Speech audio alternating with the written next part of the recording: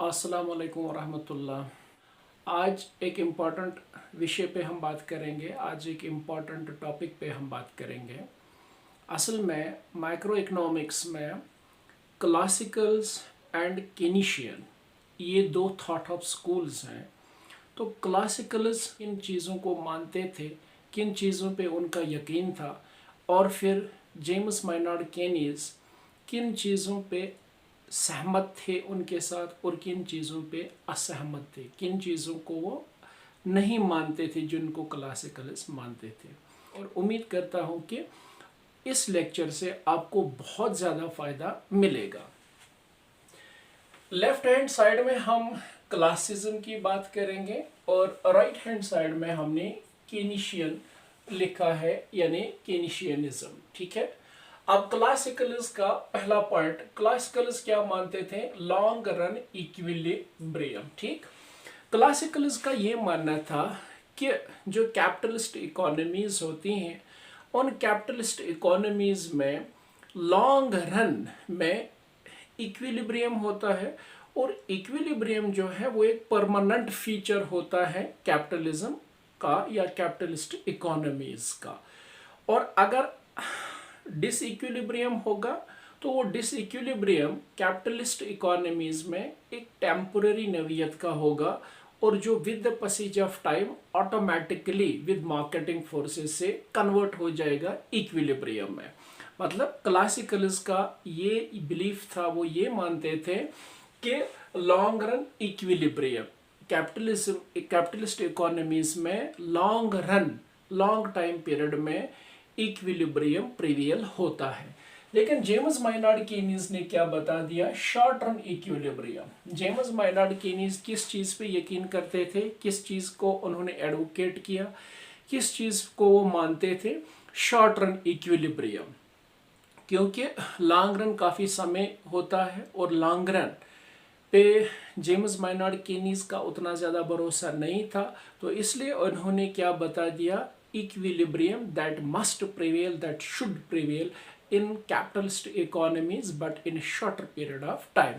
यानी short run equilibrium पे इनका यकीन था। तो डिफरेंस यहाँ पर टाइम के एतबार से देखें, ये लॉन्ग रन टाइम रन की बात कर रहे थे, लॉन्ग पीरियड की बात कर रहे थे, और ये शॉर्ट रन इक्विलिब्रियम की बात कर रहे थे। ठीक है ना। दूसरा point, saving is a social virtue. Classicals का ये मानना था कि अगर कैपिटलिस्ट इकोनॉमीज में लोग जो हैं वो सेविंग करते हैं तो उनका ये मानना था saving is a social virtue, ये एक अच्छी बात है। ठीक है ना। तो सेव करना, ठीक है ना, एज पर क्लासिकल्स ये एक अच्छा कार्य है, ये एक अच्छा काम है। ठीक है ना। तो वो इसको एडवोकेट करते थे, कहते थे कि ऐसा करना बहुत अच्छा है इकोनॉमी के लिए।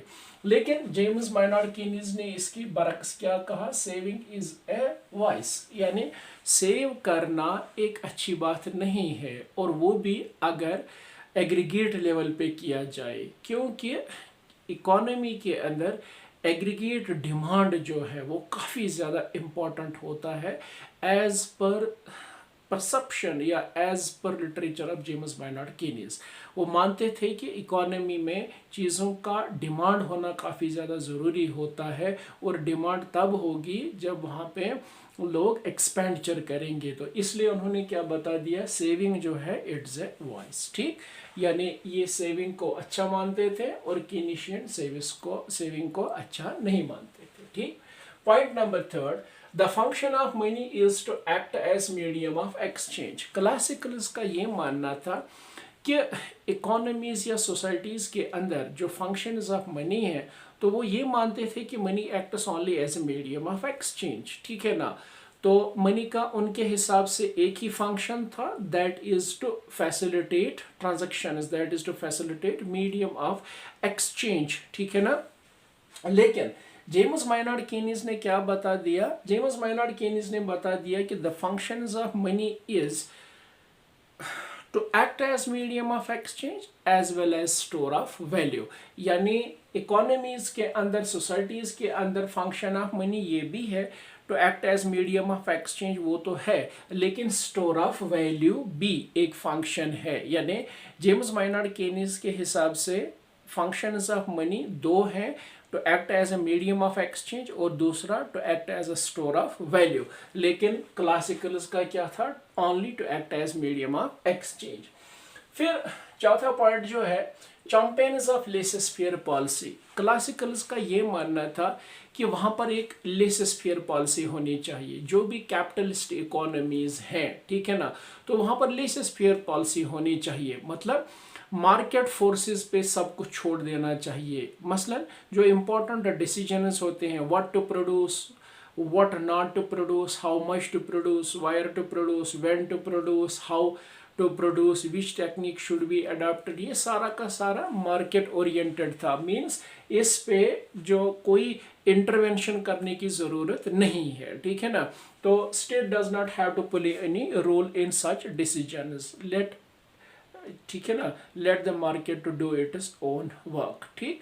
लेकिन यहाँ पर ये जो जेम्स माइनार्ड कीनिस थे, तो जेम्स माइनार्ड कीनिस ने क्या बता दिया, स्टेट इंटरवेंशन इज एडवोकेटेड। लेकिन जेम्स माइनार्ड कीनिस ने ये बता दिया कि नहीं, लेसेस फेयर पॉलिसी नहीं चलेगी, बल्कि स्टेट इंटरवेंशन इज नेसेसरी, ठीक है।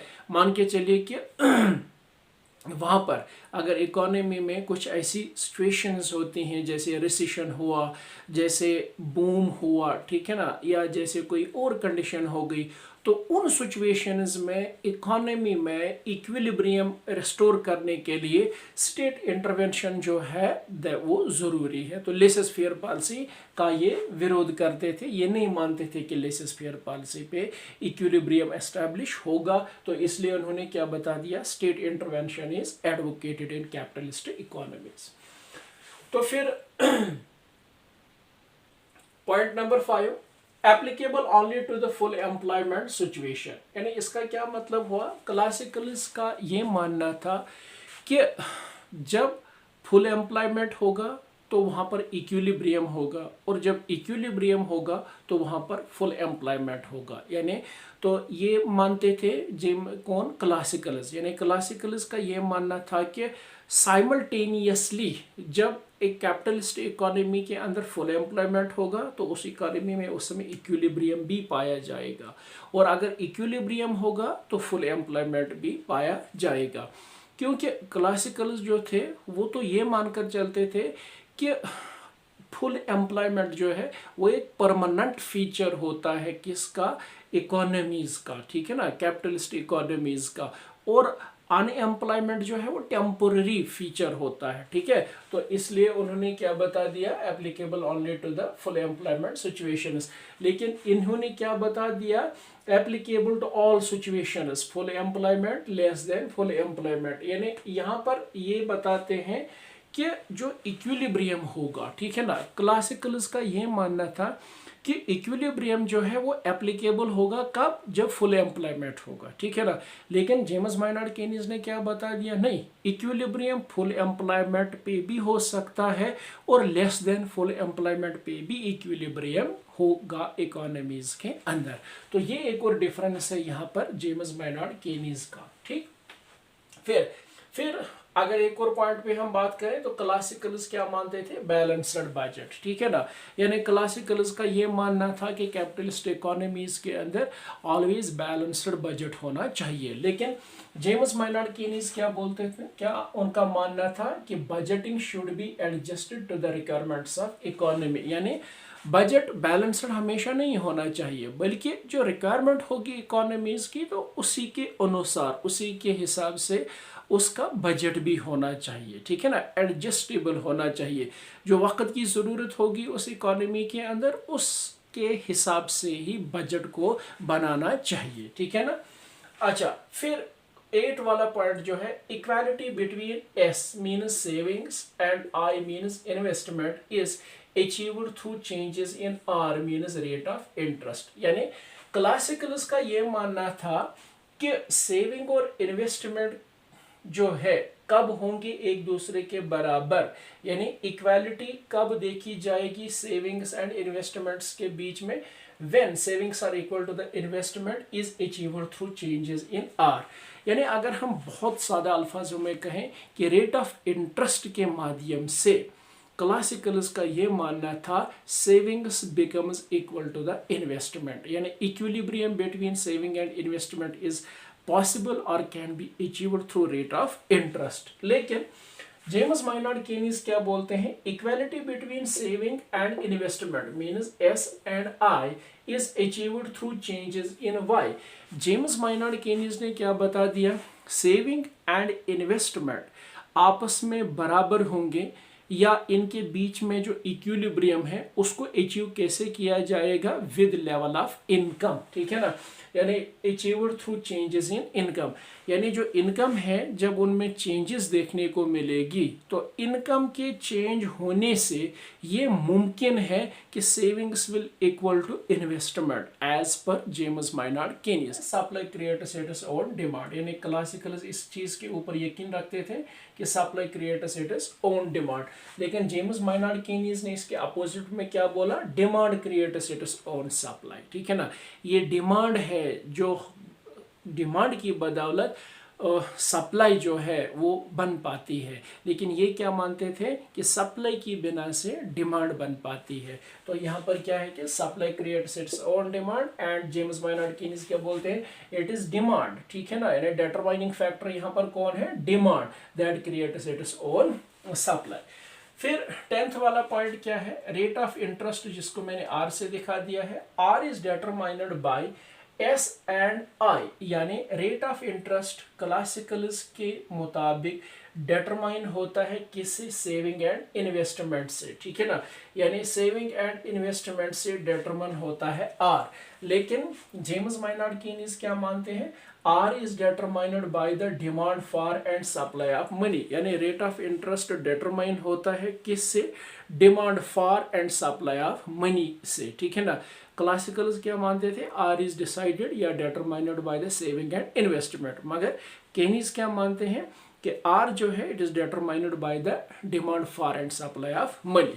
और फिर पॉइंट नंबर 11 जो है, R is a stock variable, यानी रेट ऑफ इंटरेस्ट जो है ये एक स्टॉक कॉन्सेप्ट है, ठीक है ना, और स्टॉक का मतलब क्या होता है, ये रिलेट होता है एक पर्टिकुलर पॉइंट ऑफ टाइम के साथ, ठीक है।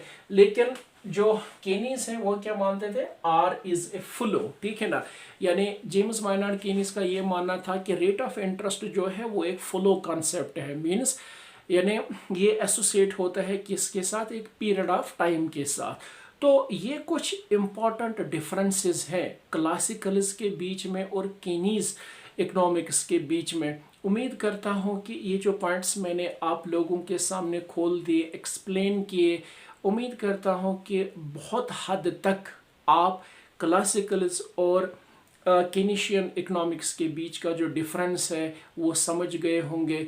इस उम्मीद के साथ कि आप ज़रूर कमेंट करोगे और आप ज़रूर शेयर करोगे। आप जो कोई भी डाउट रहा होगा आप कमेंट करके वो मुझसे पूछ सकते हैं। जब तक के लिए मैं नया वीडियो ले आऊँ आप लोगों के लिए, अल्लाह आपको और मुझे हम सब को खुश रखे, सलामत रखे। अस्सलामु अलैकुम व रहमतुल्लाह।